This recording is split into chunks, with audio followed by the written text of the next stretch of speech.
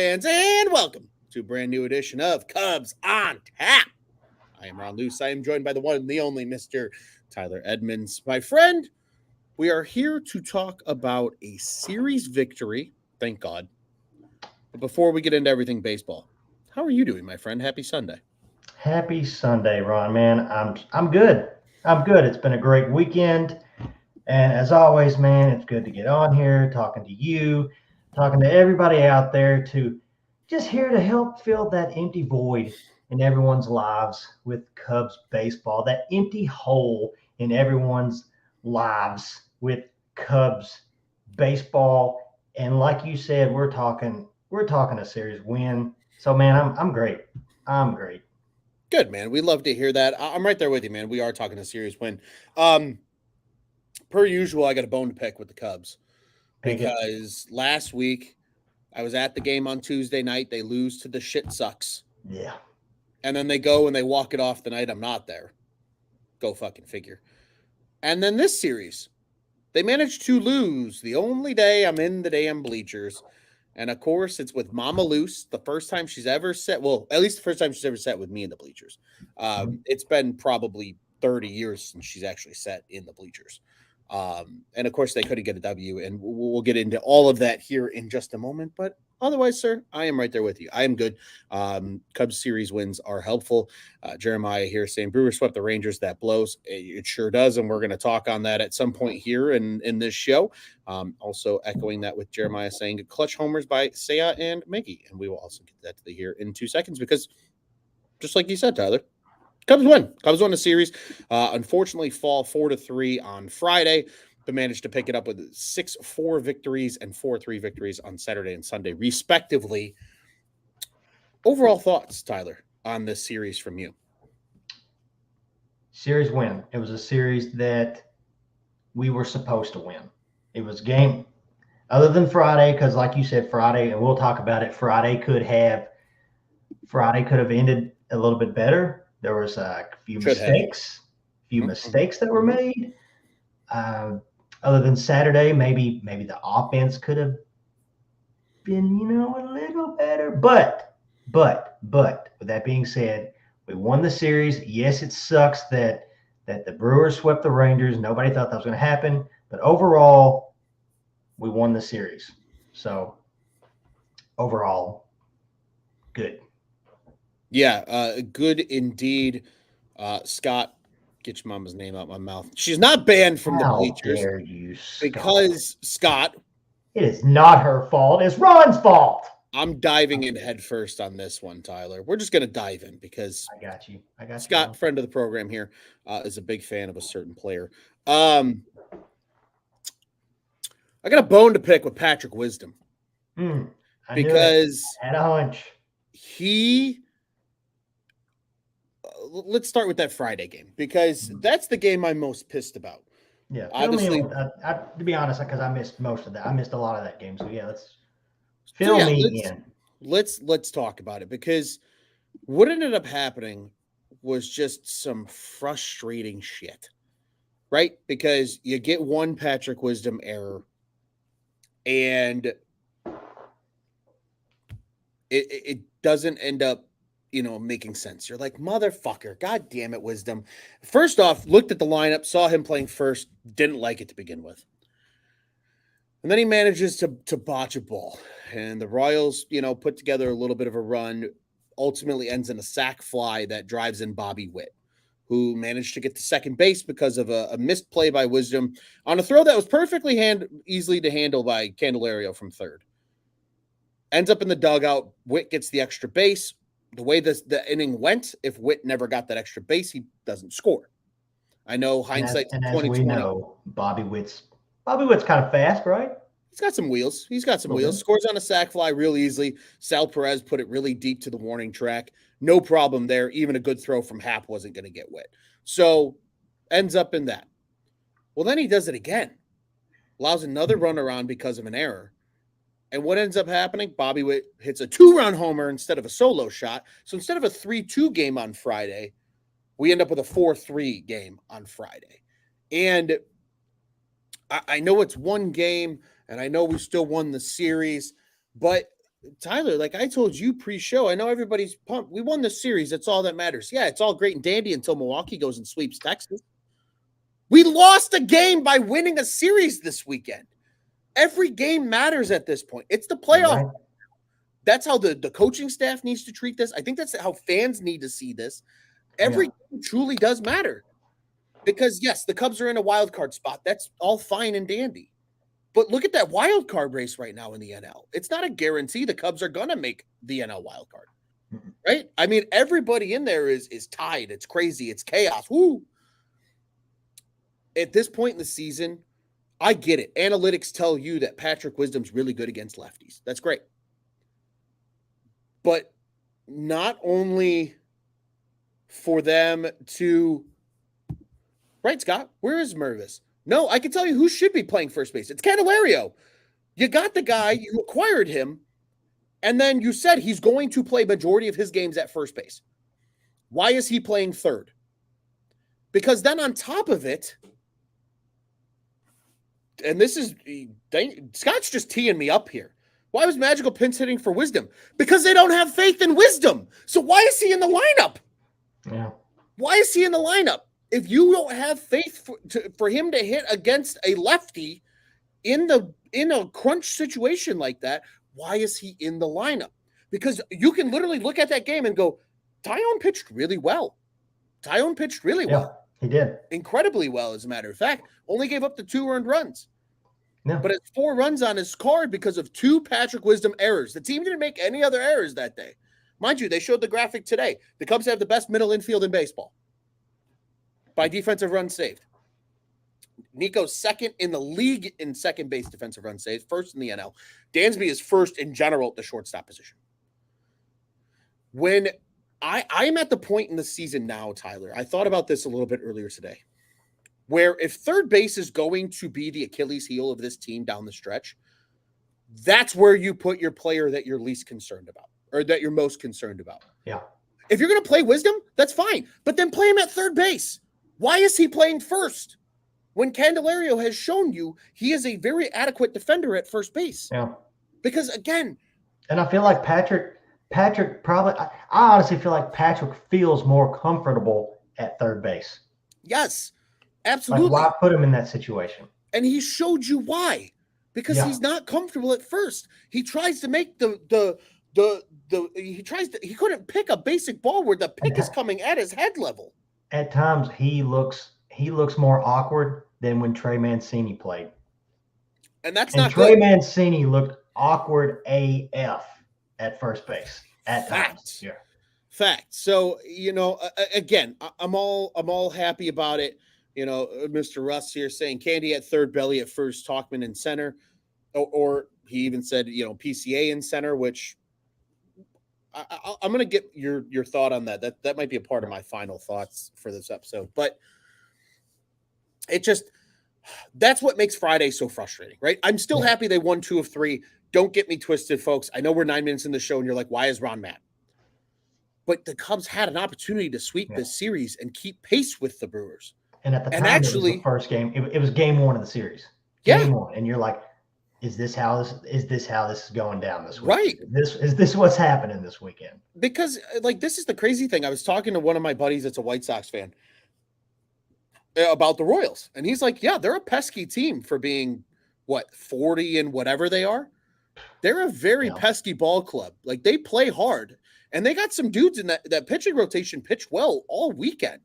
Yeah. I mean, Saturday was really the only day that their pitching staff got lit up in any capacity. So, again, I'm going to digress in saying that,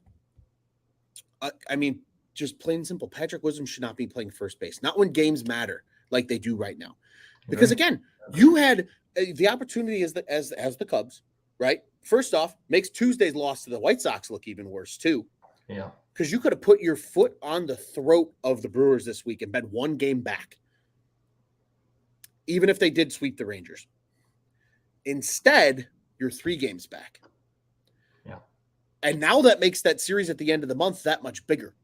Because that one, God forbid the Cubs sweep them, it's a whole different standings. And God forbid they get swept, it's a whole different looking standings. Yeah. So just further adding that the games coming up are going to matter. But again, every game matters. And against these agree. bad teams, they got to win. I just hope that Cliff Floyd talked about it earlier tonight on MLB Network. I hope, because he talked about it. He talked about splitting with the White Sox and losing 2 out of 3 to the Mets, and then losing the first game of the series Friday. Mm-hmm.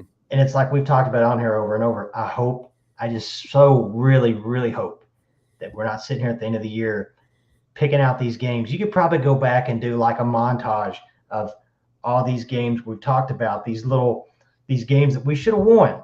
And looking back, yeah, I get it. It's hard to sweep. A sweep, no matter even if it's the Oakland A's, a sweep, it's difficult to sweep. But at the same time, I just hope we're not going back at the end of the year. Let's say we're out by one game, and we'll just go back and look at all these little games that, man, if this would have happened, if Wisdom would have been out of the lineup. I hope that's not a question that we're talking about at the end of the season. I hope that's not what David Ross is getting talked to or getting asked about at the end of the year. So why did Patrick was, I hope that's not a conversation or an article we're having to write at the end of the year. Patrick Wisdom was the reason, I hope that's not the case. But yeah, to go along with your point, I just hope this is not, I'll echo it again, that it's not something we're talking about at the end of the year. Agreed. And I know Scott's defending Wisdom in the comments, and I get it. It's not all Wisdom's fault. But again, if you are being put out there right now for this team at a position, you got to go play it. Yeah. If you're Wisdom and you're saying my wrist is still screwed up, as Scott dropped in his one comment he may be right. Sure. He still might be hurt. He absolutely may be right. But that's also on Patrick Wisdom to be like, yo, coach, yeah, my wrist is kind of fucked up. I might not be able to scoop that ball the way you're hoping I can at first. Why don't you play me at third instead?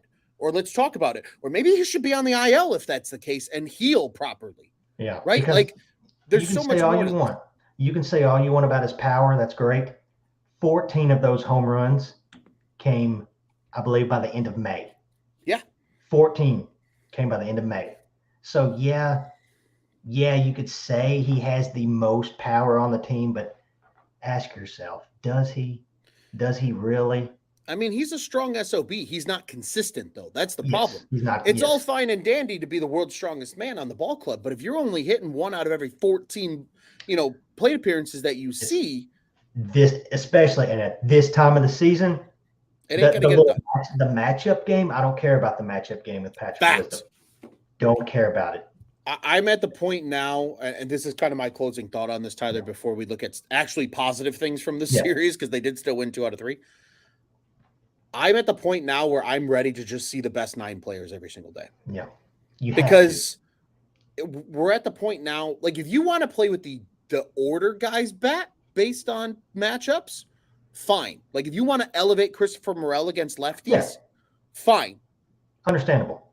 But there's no need, especially if he's hurt, as Scott thinks he is, there's no need for an injured Patrick Wisdom to be in the lineup when you have a healthy Nick Madrigal, you have a healthy Mike Tauchman.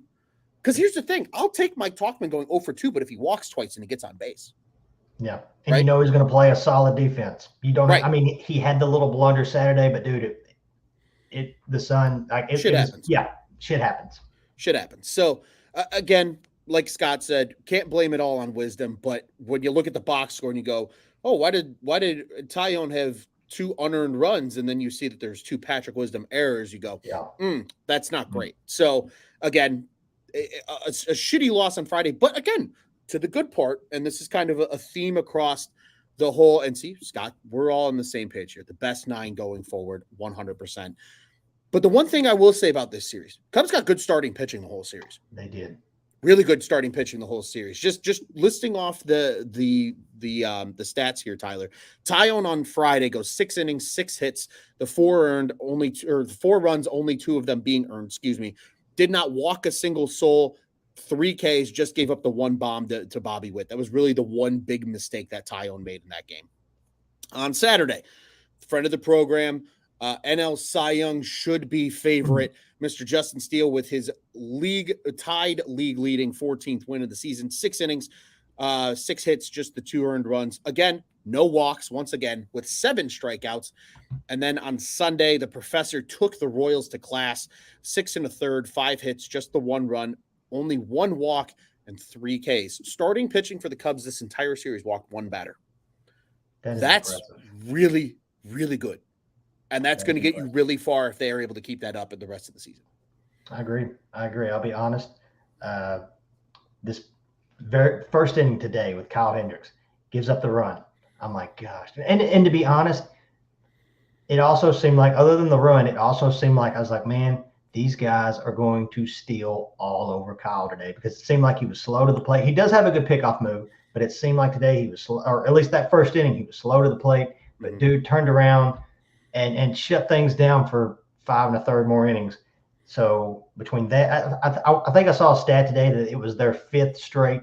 It was either their 5th or 6th straight quality start as a pitching staff, which is really freaking impressive, considering that you don't have Marcus Stroman, possibly not even for the rest of the season.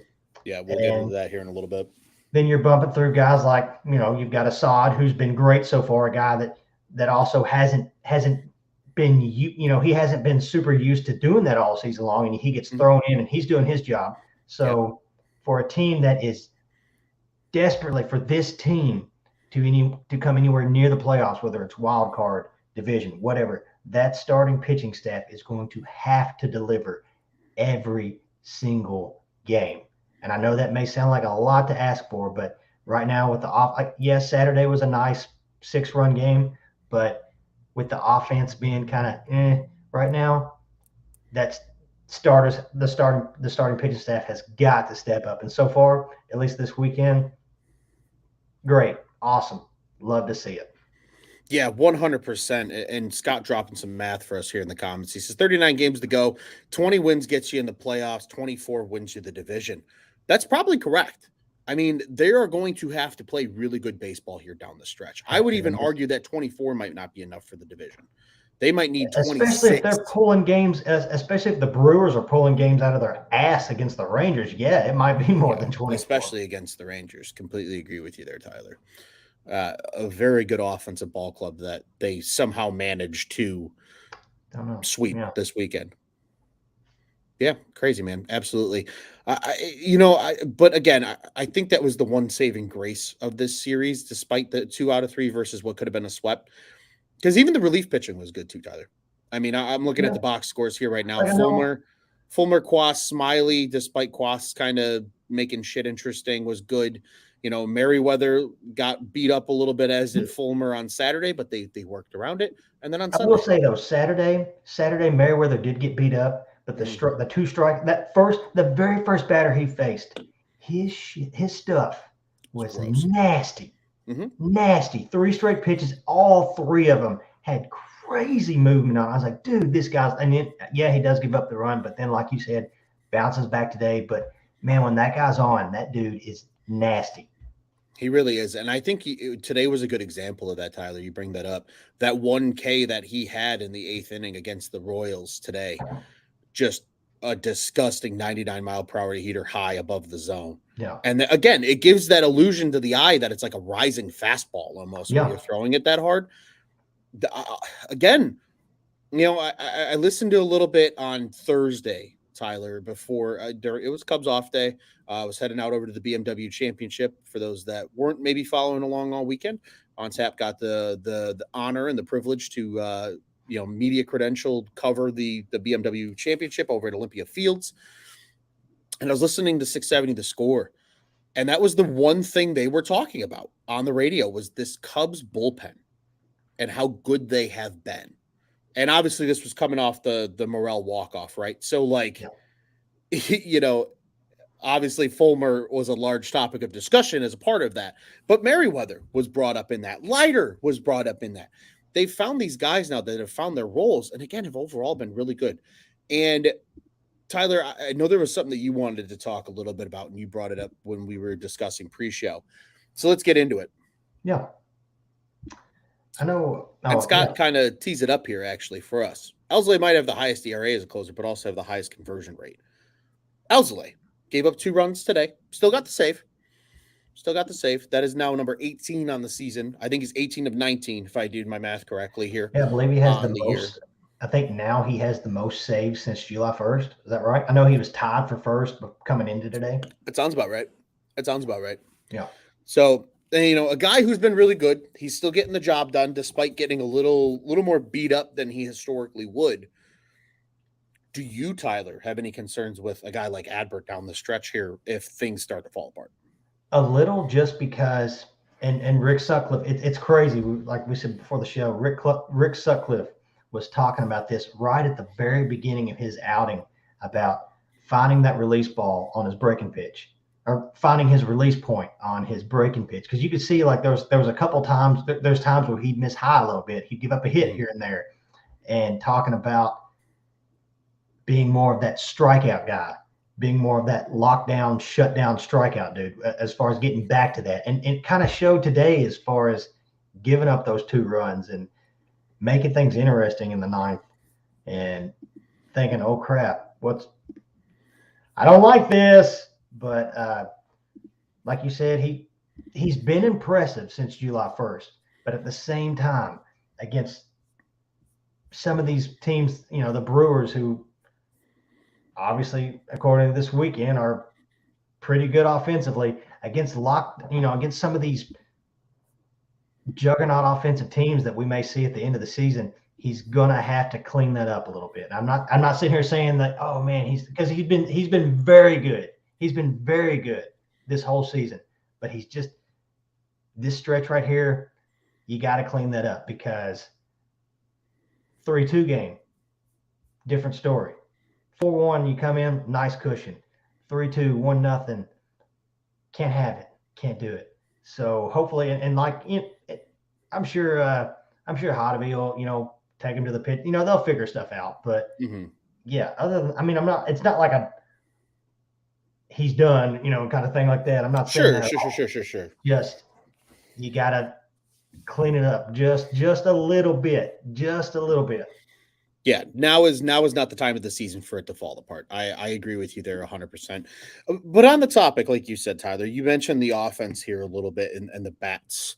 Over the course of this series, obviously, 3 runs on Friday, 6 on Saturday, which was great. 4 today, that gets the job done. Power from guys like Cody Bellinger with the 2 homers on Saturday, Seiya Suzuki and Miguel Amaya putting up some dong shots here on Sunday in that win. Amaya's ended up being the game-winning run, technically. So we love insurance runs when you can get them, because that just shows why they're important. The bats did enough, Tyler. 5 hits on Sunday. They had 9 hits on Saturday. They actually had 10 hits on Friday, which is funny. A 3-hit day from Nico Horner, for example, 2 hits from Gomes and Suzuki, each in that Friday game, despite the loss.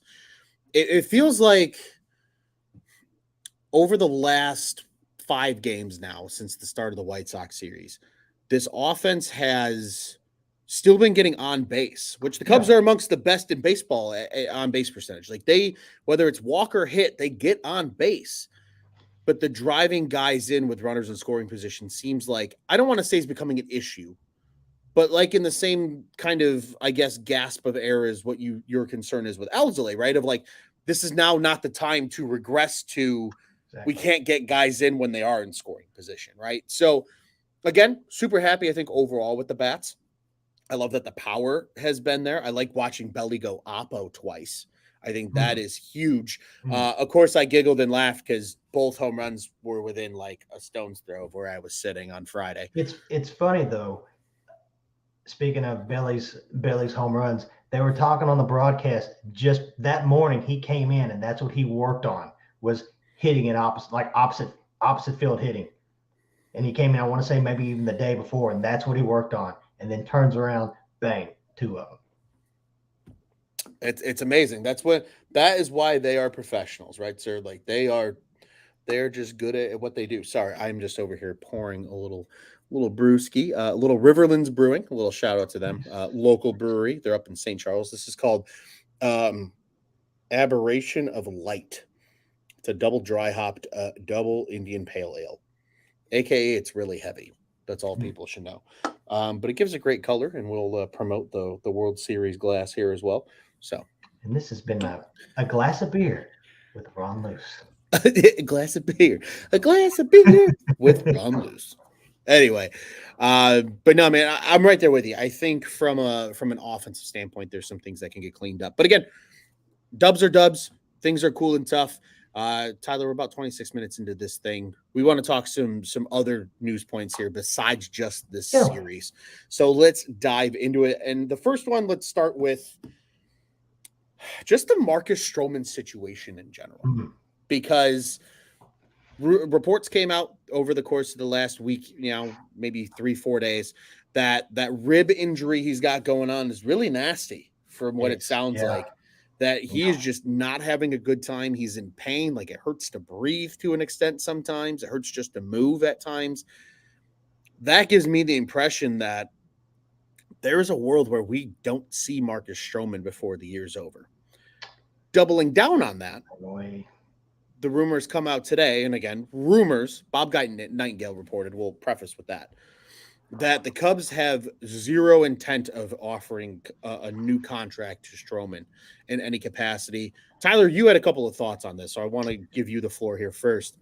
What say you on the Marcus Stroman situation? So I will say I agree with what you're saying about his timetable. The more and more I read about it, it does not sound good, because you're looking at taking 3 to 4 weeks off, just doing nothing. And then a few weeks, like a week or so after that, to maybe do like some therapy and just to get back to throwing. So in my head, it seems like we're not going to see him the rest of the season. With that being said, Booby Nightingale on his, he has a weekly blog that I believe it's a weekly column or whatever you want to call it. And he said the Cubs said they do not plan to extend Marcus Stroman this offseason. And my first thought is like, who in the world right now in that front office at this time of the year, this time of the season where they're in the middle of a playoff chase, who would be dumb enough to say anything even remotely close to that? Facts. I'm not buying it. Now, with that being said, is there a world where next season we don't see Marcus Stroman on the Cubs? Yeah. But at the same time, depending on how this injury goes, let's say it's something super serious. Well, hell, he's got a $21 million player option for next season. So he could be like, hey, I'm kind of hurt. I think I'm going to take that player option. So they're going to see me next year, whether they like it or not. Or maybe, who knows, maybe it's something not that serious. And either way, you just don't know yet. So for Bob Nightingale to say that, it's like, man, whatever. I get it. You've got you're trying to get eyes and clicks. Again, he's coming back, folks. Don't go. But it's like, I'm not buying it. I'm not buying it. At least not right now. Yeah, I agree. Anytime Nightingale says something, I've learned to take it with a grain of salt as a baseball fan. It's like, but agreed. Like, who is coming out, right? Like you said, who is really talking right now in this front office about shit like that? Because yes, obviously people have the off season in their back pocket in terms of their thought process because of the Shohei Ohtani sweepstakes that's going to be inevitably occurring, because of Cody Bellinger being a free agent, everybody in the world wanting him to remain a Cub, myself included. So it's natural for that thought to be in people's minds, but I agree with you there. And like Scott says, they probably do prefer to keep Stroh on the player option so they can easily extend a guy like Bellinger. I agree, because Stroman technically would make $4 million less than he did this year. It would be a $21 million player option instead of the 25 that he's made over the last 2 years. So I think there is a world where he could get that, especially because he started to struggle down the stretch and then he gets hurt. And maybe he says, hey, look, like, I got beat up. I know this is a guaranteed 21 mil that I'm going to get. I will stay for one more year, especially knowing that this team, especially if you run it back with Bellinger like a prove it. I'll prove it to you deal. Yeah. Kind of like, let me take that 21 million. I'll prove that I am that guy again. Yeah, that I can go out and get another 3-year, $30 million a year type deal. Again, especially as a starter that doesn't exclusively rely on velocity, a guy that's probably going to age pretty well as a pitcher. So I agree with you there. I think it's an interesting situation to monitor in terms of the Marcus Stroman stuff. Certainly something that we at On Tap Sportsnet will keep an eye on, and it comes on tap here. So, but definitely something to keep an eye on. But agreed, I don't know who the hell's talking. But that being said, I think if you had a metaphorical gun to the front office of said right now and said, who is it, Stroman or Bellinger, they're going to take Bellinger every time, just because of how good he has been this season. And, Oh, yeah. and the look at your face says it all there, Tyler, Yeah. in agreement as well. But speaking of improving this team, Tyler, you just pitched this in the pre-show, and I thought it was such an intriguing idea that we had to include it in the show. So naturally entering this offseason, right, there are a couple of big question marks on this team. Starting pitching is starting to look like one, just because of everything that is occurring and it is going to happen, over the course of the next, month and a half or whatever. Third base and first base, right? More so long term. Obviously, yes, Bellinger, if he resigns, he's in the fold. He can play some first. If Candelario maybe comes back on a reasonable deal, another guy that can play some first and even third to a fault, right? But let's just hypothetically say, right, that third base is that probably the biggest question mark, because there's no real organizational depth at that position. There's a couple of guys at first. I know everybody and their brother, and Scott, I'm just going to refer to your comment again earlier, buddy, about the right, like, where's Matt Mervis? Matt Mervis is the first baseman of the future. Watch out for Hayden McGeary. I don't know if anybody's been keeping up with that guy.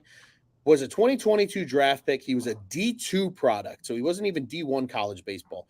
D2 out of Colorado Mesa. I think he was the D2 player of the year, if I remember correctly. All the dude knows how to do is hit. He hit like 350 at high A ball and then went to double A and said, hold my beer, and he's hitting like 285. All the dude does is hit as a first baseman. So keep an eye on him. They have depth at the first base spot. And if you now go to the new updated MLB pipeline rankings, in case everybody didn't know and didn't see the article over at ontapsports.com, the pipeline has been re-ranked and reformatted and everything. So the positions, the top 30, the top 100, it's all updated. The Cubs have 2 first base prospects in the top 10 of the position, McGeary and Mervis. So keep an eye out for that. The Cubs got some depth now at the first base spot. There is not anybody in their right mind right now at the third base position. You, sir, had an interesting opinion on a guy we just saw a lot of this weekend. So I'm going to give the floor to you, Tyler. What are your thoughts on third base of the future? So there was a question brought up a few days ago about the Royals and how they don't have much of a farm system. They need to maybe rebuild their farm system a little bit. They need to get maybe a few pieces added to their farm system. So the thought was, what if they traded Bobby Witt Jr.? So I said, what if we traded for Bobby Witt Jr.? And the more I got to thinking about it, I was like, I'm on board with it. You give maybe a couple prospects, maybe not your number one, your number two. You would probably have to get a lot for him. I mean, the dude's the first player ever to have, back in his first and second seasons, 20 home runs. The technical difficulties. Thanks everybody for putting through it. Hey, you might want to repeat that thought there, Tyler. You cut out a little bit on us. Oh, trade for Bobby Witt Jr. Add the I would give up some of our prospects right now. Maybe not like our top 1, 2, 3, but let's be honest. Bobby Witt Jr., second overall pick, in 2019? So, and the first guy, or the first player ever, his first 2 seasons, 20 home runs, 30 stolen bases. The guy would look beautiful in Cubs pinstripes at third base at Wrigley Field. The dude was a Cub killer just this weekend. I mean, we all saw it offensively, defensively. The dude had he ran 90 feet earlier today to save possibly a run with the slide and catch he had. So yeah, I would be on board with a Bobby Witt trade. And Tyler, you bring that up, and I think the beauty of that is the nature of the re-rankings of the prospects, right? That we just discussed with MLB Pipeline. In case you missed it, folks, the Cubs are now the number 4th ranked farm in all of baseball. They're up there again. They're amongst the top of the creme de la creme of minor league talent. This farm is as deep as it's been since 2015. I think it's certainly possible. And here's the reason I think that the Cubs could potentially kick the tires on the trade, truthfully, Tyler, if it was an option. And Scott says here, he says, great idea, but the Royals wouldn't trade Merrifield, so I don't think they will. Fair. But Bobby Witt, if they were willing to move Bobby Witt, which the only reason I think they don't is because he's only 23 years old. True. Still hella young, right? That's a face of the franchise type player, especially when you look at his numbers. I got his numbers here for you, Tyler. Real interesting. On the season, he's got an 820 OPS, 281 batting average. He's been good. But in his last 7 games, he's got a 419 average and a 774 slug. I mean, he's an 1100 OPS player in his last 7. He's a 1000 player in his last 15, 365, 412, 683. Even in his last 30, though, he's still a high 90s OPS player, 344, 378, 609 in his last 30 games. That's 128 at-bats. Like, this guy is hot right now. That's the reason he was a Cubs killer this weekend. Shortstop when last season he was their third baseman. They said, hey, just come over to short and do that. So the dude's athletic enough. He can go back to play in third base if he had to. So 100%. I got the numbers for you. About it.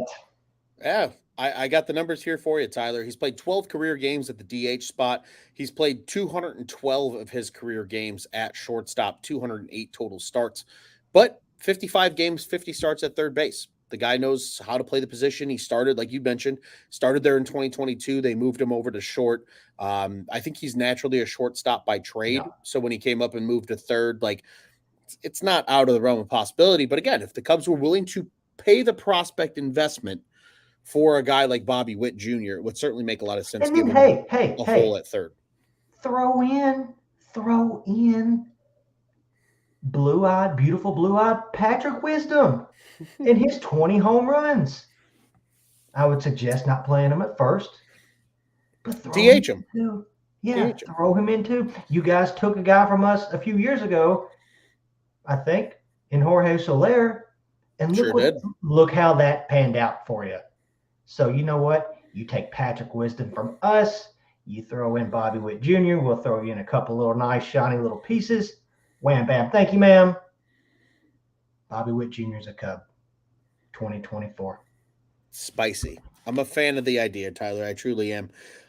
One last thing for us to talk about here, Tyler, before we go ahead and look ahead to the upcoming road trip for the Cubbies and the first iteration of that against the Detroit Tigers.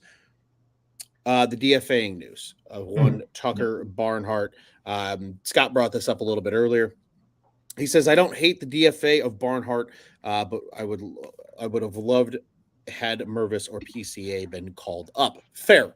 I truly think with the Mervis thing, they're leaving him down for the rest of the season. They want him to be in AAA the rest of the year, and I don't think that's a bad thing. Mastrobuoni has just the front office has a master boner for Mastrobuoni. It just is what it is. Like they really like the guy. So I wasn't terribly surprised there. I think it shows that we might not see Marcus Stroman anymore because Tucker was kind of his catcher, truthfully. So there was a world where I could see the Marcus Stroman injury maybe playing into the DFAing of a guy like Tucker Barnhart because of that's his kind of catcher for the most part. And I mean, Gomes has caught him quite a bit too, but like Tucker was kind of his guy. Dude, there was a point. When was his last outing? When was Tucker's last start with the Cubs? It was just a few days ago. There was a point where when I saw him batting, Tuesday against the White Sox. Batting, it was one of those things like, oh, he's still on the team, huh? Yeah. Like no not offense, anymore. But not anymore. But not anymore. He's gone. So And I think that's a perfect transition, maybe here, Tyler. Obviously, please give your thoughts on Tucker Barnhart as well. But with the DFA of a guy like Barnhart, I think it just shows this team is not afraid to get rid of guys that they brought in Yeah, this year.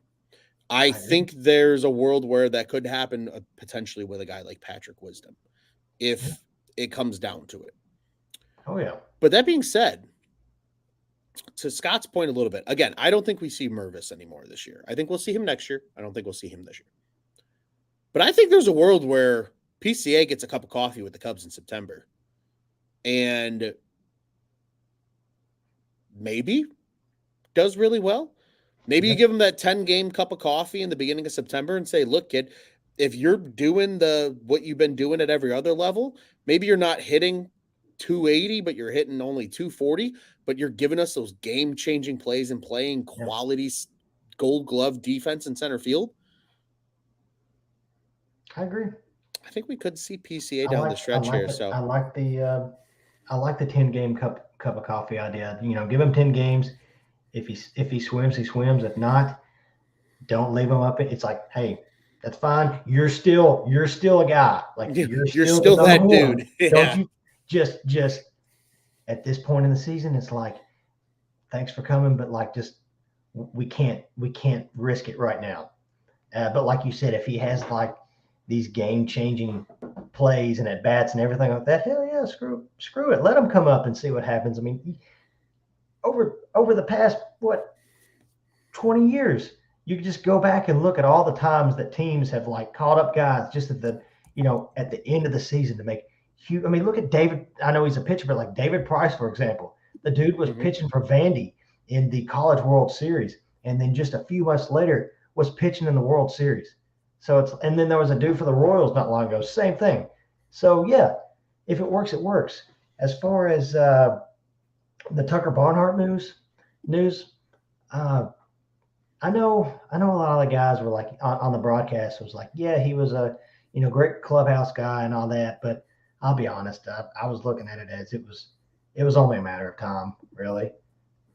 And I agree. This I like, and I don't mean this in a bad way as far as these guys getting DFA'd, but I like this idea. I like this attitude and mindset as far as I don't care who you are. If you're not cutting it, you're not staying. Just ask Eric Hosmer, former World Series champion, Gold Glover. Just ask Trey Mancini, former World Series champion. Now ask Tucker Barnhart, former Gold Glover. Look, and like you said, I kind of like that, as far as Patrick Wisdom. Hey, these three guys, we let them go. But on that same note, Patrick Wisdom also wasn't getting paid as much, and he's got, I believe, three options left. I don't know. Something like that. Something. But I like this. I like this, if that's the right way to say it. I like this attitude / mentality that they have, this front office has, that says, hey, if you're not – I mean, just look what they did to Drew – I mean, I know he's still on the team, but, hey, Drew Smiley, I know we signed you to be a starter. You're going to the bullpen, man. Yeah. This isn't working. So I like this attitude that they have, this approach as, don't care who you are. If you're not cutting it, you're not playing. You're not on, it's not working out. Sorry. Thanks for coming. Next. Yeah, so absolutely. Completely agree. Back to that PCA note here really quick. Scott says it'll be exciting after the minor league season ends. For what it's worth, the Iowa Cubs are currently number one in the International League West, both in the second half of the season and of the overall season statistics. So they will probably be in the AAA playoffs. So again, if they are bringing up PCA, it is truly to say, we think you can help us down the stretch. Yeah. And if you can't, we'll send you back down and we'll let you get that experience in Iowa.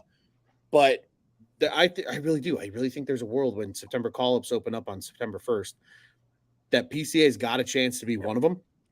And if they give him 10 games and say, do what we think you can do, and if he's helping them win ball games, he's up. And if he's not, that's okay. And he goes back down and he helps the Iowa Cubs do some good stuff. So I was going to say, I agree with I also agree with the whole Matt Mervis not coming up. It wouldn't shock me either, because it seemed like, and he may be a different hitter now, it just seemed like at the beginning of the year when he did get called up, it seemed like there were so many times where he was trying to hit a 6-run home run, with nobody on base. You know what I mean? It seemed like there was times, and I think it's just him being young, inexperienced, maybe something like that.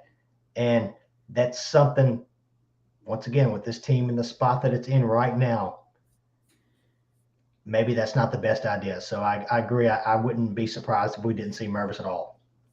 Agreed wholeheartedly. Tyler, I want to turn the mic over to you really quick, sir. Final thoughts before we look ahead to the Detroit Tigers. Final thoughts. Series wins are nice.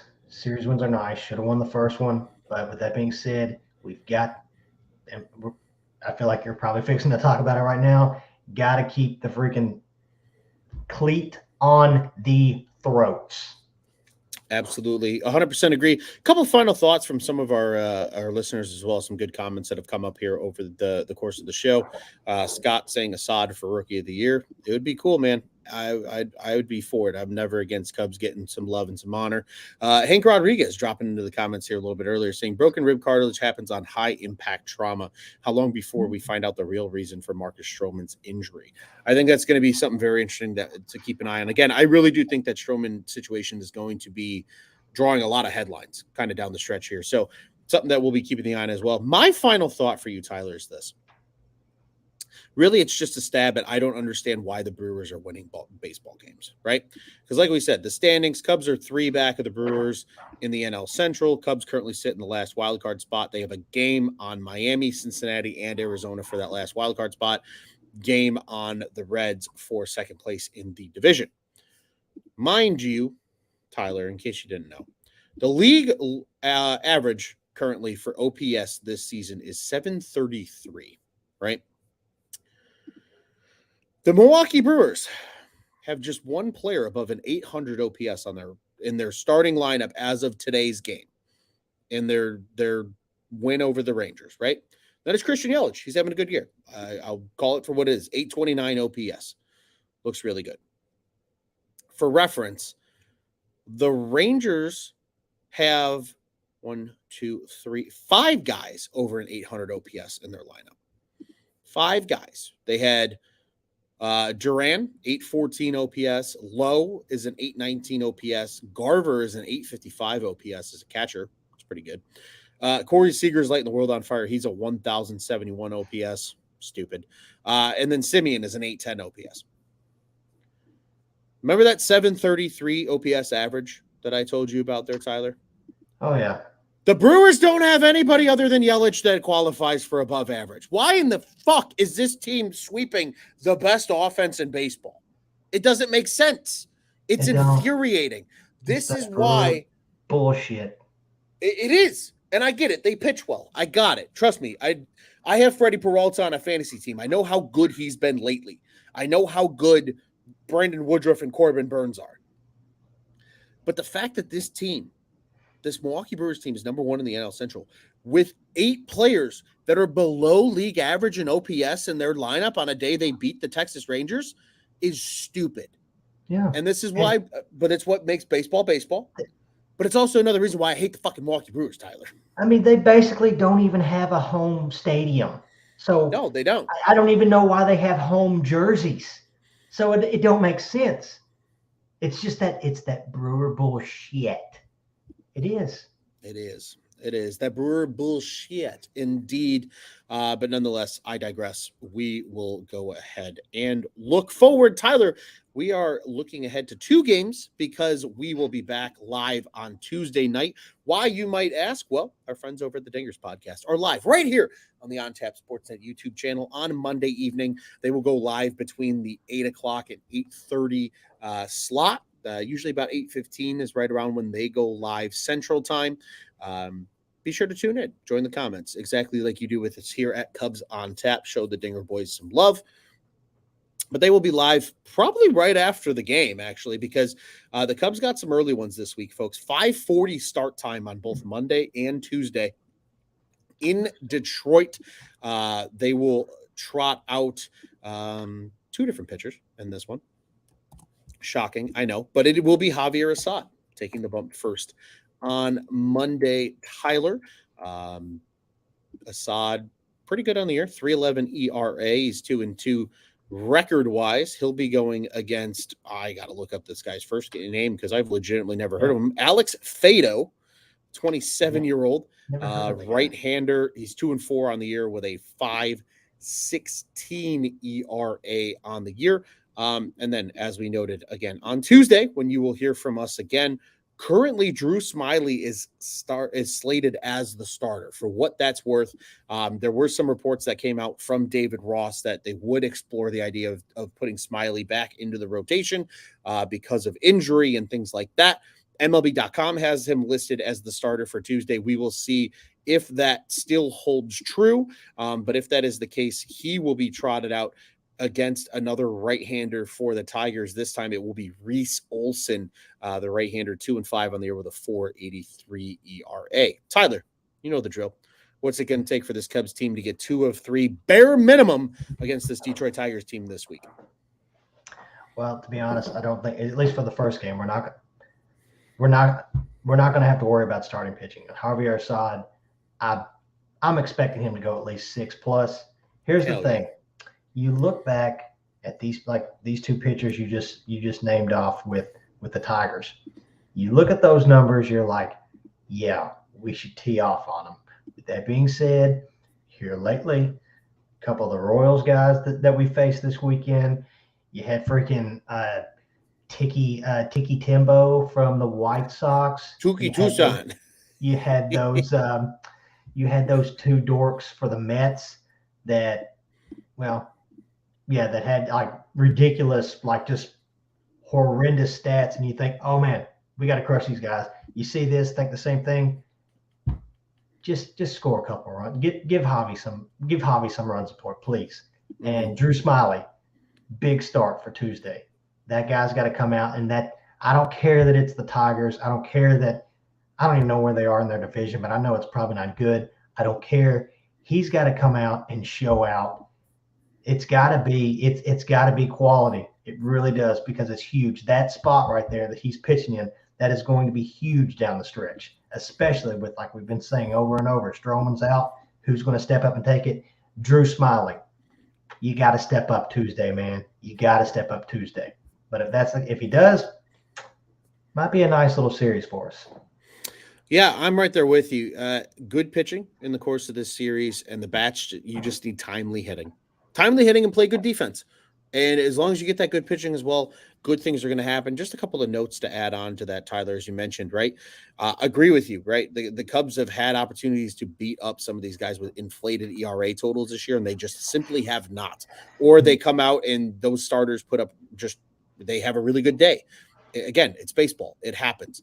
But a couple of things to keep in mind of why I think these first two games are so important for the Cubs in the series, because on Wednesday, you have Tariq Skubal going for the Tigers, by far probably their best pitcher in their starting rotation. He's got a 3.76 ERA. He's a lefty.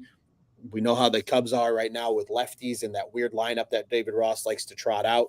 And that's a getaway day game. So after playing at 5:40 Central Time on Tuesday, they play at noon on Wednesday. It'll be Jameson Taillon on the bump for that game. So things to keep an eye on there. But you mentioned the standings, Tyler. Crazy thing here with the standings of the AL Central. The two teams that we just saw, the Chicago Cubs just saw, and the Kansas City Royals and the Chicago White Sox, are below this Detroit Tigers team. In addition, this Detroit Tigers team is only a game and a half behind the second place Cleveland Guardians in that division. Granted, the Tigers are 10 games below 500, 57-67. 59-66 are the Guardians. But even your first place Minnesota Twins are within striking distance. Only 7.5 games back are the Tigers of the 65-60 Minnesota Twins. This is a Detroit Tigers team that, despite we seeing the Tigers and saying, oh, well, the White Sox and Royals are usually better than the Tigers, that is not the case statistically this year. The Cubs cannot overlook this team. They cannot continue to play down to their competition as they have in the last two series, despite those becoming a split and a series win. They have to take care of business against the Tigers. Minimum 2 or 3. A sweep would be nice. And then you go play the Pirates, who's a team that you've beat up on historically as the Cubs, and there's a little more maybe saving grace there with that series. And it's a 4-game set, which is even better. I'll be at one of those games, by the way. Yes, you will. So we'll be on the lookout for anything that you share from us, sir, on the old socials. One quick question for you, Tyler, before we break this thing down. Who is your Fly the W player for this upcoming Detroit Tigers series? Fly the W player. You know who I'm going to go with because he looked pretty good today. I'm going Seiya Suzuki. That dude's hit the ball hard here lately. I know who he was going to say. I don't know if everybody else does. You back? You cut out on us. You said Seiya Suzuki, correct? Seiya Suzuki, man. Yeah. Seiya Suzuki. The dude looked good this weekend. Had a home run today. I'm going Seiya. I think he's back. Seiya's back. I like that. I like that a lot. I hope he's back too. I think a guy that is incredibly important to this really upcoming run over the next month and a week or so of the season here to round things out for the Cubbies. I'm going to go with a guy who has delivered in big game moments so far recently, but I feel like we've been waiting for him to get hot again. And I'm ready for him. I think he can carry this team in the next 7 games on the road against the Tigers and Pirates. But I would really love to see a big series out of Christopher Morel. So I'm going to take Mr. Amorti Paz himself as my Fly the W pick against the Detroit Tigers. Tyler, before we get out of here, reminding everybody Cubs on Tap, one of 2 official podcasts here for the On Tap Sports Network covering the Chicago Cubs. Be sure to follow our friends over at Dinger Cubs on the socials. The Dingers podcast will be live right here on Monday night from the On Tap Sportsnet YouTube channel. You know the drill. Like, subscribe, hit the bell button. You'll always know when all of our great shows go live here at On Tap Sportsnet. Again, the Dinger Cubs boys are at Dinger Cubs on Twitter. Be sure to follow us as well. We are at Cubbies on Tap, CUBBIES on the socials. I am at Loose on Tap, at Teddy Freddy 270, at Juice on Tap, at Joey Knows Nothing, at Nick _ on Tap, at Bulls Guy Rob. You know the drill. Show everybody some love. Bears, Bulls, Blackhawks, we got the whole 9. Bears guys Quentin did a great job with a guest live last week for Bears on Tap. You will hear myself and Juice back on the show hopefully this week after preseason game 2. We are inching closer to football season. We're also inching closer to basketball and hockey seasons. Be sure to tune into all of those shows for the fall and winter sports as well. And Cubs fans, you know the drill. We all got friends that unfortunately like the lowly Southsiders. Send your friends to our friends, as the boys at Sox on Tap do a great job covering the Chicago White Sox. They were live a little bit earlier for their Sunday Fun Day episode. OnTapSportsNet.com, at OnTapSportsNet on social media, the OnTap Sports Network. Go ahead and check out what's on tap in Chicago sports. Tyler, it is always a pleasure, my friend. Thank you for joining me. 2 of 3 for the Cubbies against the Royals. Big series coming up against the Tigers. Big series coming up against the Pirates this week before the Brewers come to town at the end of the month. Tyler, what say you? We get out of here the only way we know how at Cubs on Tap? Yeah. St. Louis, don't think we haven't forgot about you. You guys got spanked by the Mets this weekend, 13-2 one game, 7-1. Just before that, you lost to the A's, 8-0. Got to looking at some of your stats. Oh, Wayno, don't forget about me, coach. Don't forget about me, even though I'm giving up 3 earned runs, 8 earned runs, 7 earned runs, 4 earned runs, and 2 earned runs in my 5 blast starts. Fuck the Cardinals. That's what I got to say. And let's go Cubbies, baby.